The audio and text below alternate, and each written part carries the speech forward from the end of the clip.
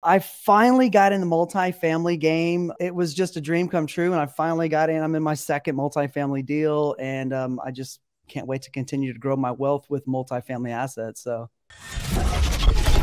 Super excited to have Ian Flanagan join Real Estate Hacking Live. Ian is a former hairdresser turned real estate agent and investor. He's the founder of Flanagan Consulting and a public speaker with extensive background in investing and creative financing.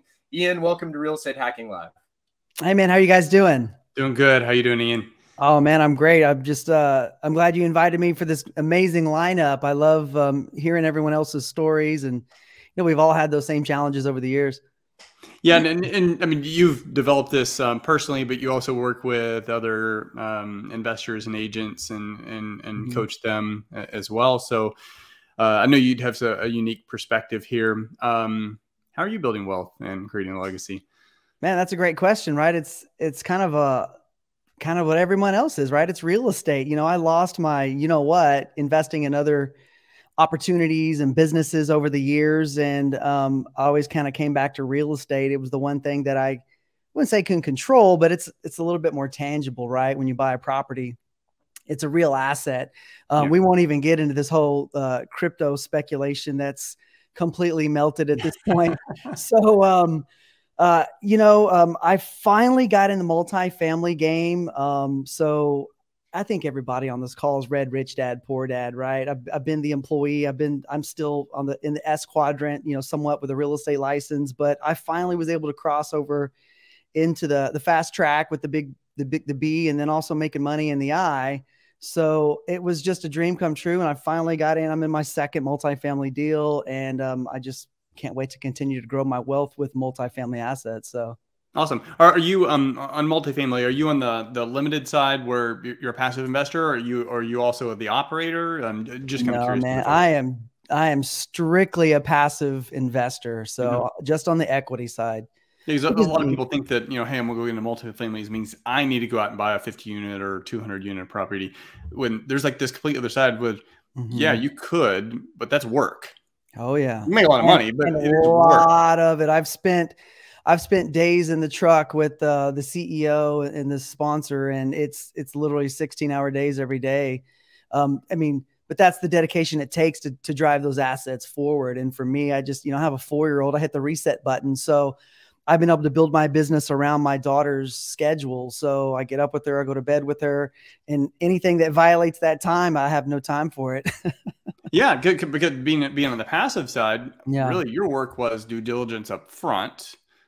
Does it make sense? And then reviewing, I don't know, monthly, quarterly financial statements and getting your distributions. It's a beautiful passive investment vehicle. It is, yeah, it is. You get, you need a brick of cash to get in the game, and you need to surround yourself with really great people too. So, not everybody in real estate's great, and not everybody's willing to share. And there's a lot of things that people will deceive you on. It's just that you've got to make good decisions on who you choose to hang out with.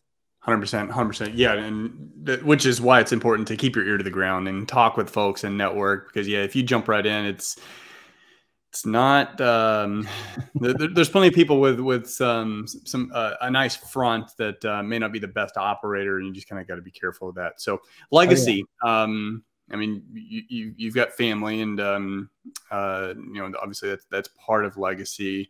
It can extend further than that, and some people more extensively further than that. When they have like advised donor funds and charity foundations and stuff like that. But for you, how are you creating legacy? Yeah, obviously the portfolio of real estate assets is a big legacy, and something that I never even saw coming was building wealth with my real estate license, and that's something that I've been working on for several years now.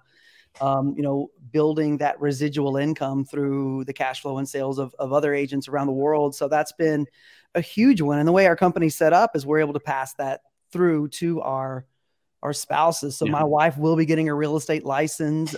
She's on payroll with our company now. So it's this evolution of building this legacy. So it's so funny because I sound like I'm, 15 years old. I'm actually 48. I've been in real estate probably, 17, 18 years. You're looking good for 48. Thanks, man. I'm still at it every day, making an effort to to stay healthy. But it's more strategic now than it's ever been in our lives, right? With our, with our Northwestern Mutual policies, everything that we're putting into the market there. With that, we have term life policies and, you know, a lot of the other estate type assets that you build over time. But it is definitely a focus of setting up the legacy now for the family, because, you know, I'm just blessed to be here another day, right? We never know. Yep. We never know when the time comes, and I'm just making those strategic positions. So it's just a great blessing to know that I've built something over the last several years that something happens to me, my wife will be able to step right in and continue to receive that cash flow. And that's pretty important.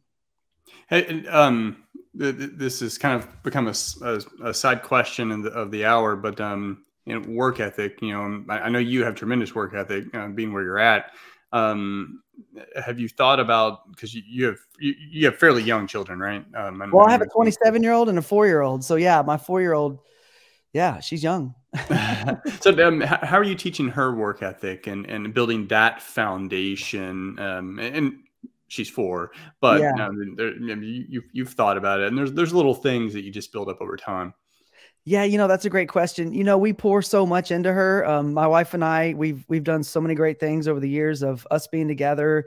You know, like our sister-in-law offered to, you know, babysit, watch Molly over New Year's, and we just were like, no, we want to spend that time with her. We did so much of traveling and, you know, partying and doing all the fun stuff, you know, when you're in the early days of, you know, courtship and then marriage. So we pour so much into her. It's really elevated her. I mean, she's 4 years old, but she can articulate things and whenever she's around other adults. And then, you know, even the ladies at the daycare, they're just like, oh my gosh, she's so smart. So we're just really focused on pouring into her and really raising her that way. So she's already in the mindset. We're driving down the road and I point at a building. I was like, what is that? She's like, that's a commercial building. What do we live in? We live in a house. So I'm starting to really pour into her in that aspect too, because, you know, that legacy is going to pass from my wife to her and even my son too at some point. So yeah, I remember when we were back doing the heavy flipping, we drive down neighborhoods and our son would remember, hey, is that the flip house? Is that the flip house? Because he was walking through you know, finished projects. You know, it was fun. It was fun. Yeah. Well, Ian, I really appreciate you coming on and look forward to seeing you again soon. Yeah, absolutely, man. Anytime. I appreciate you guys. Absolutely. Take care. Take care, bud.